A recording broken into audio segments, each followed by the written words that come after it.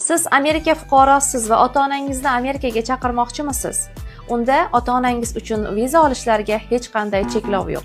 Chunki oila birlashuvi prosesini qilish orqali siz ota-onangizga 10 yillik green karta olib berishingiz mumkin. Ushbu proses uchun viza kvotasi va kutish ro'yxatlari mavjud emas. Biz sizga hujjatlarni tayyorlashdan tortib USIS va konsullikgacha bo'lgan jarayonlarda to'liq yordam beramiz. Buning uchun siz atigi 3 ta qadamni qilishingiz lozim. Birinchi qadam: biz bilan bog'laning va bepul maslahat oling. Ikkinchi qadam: hujjatlarni tayyorlang va bizga taqdim qiling.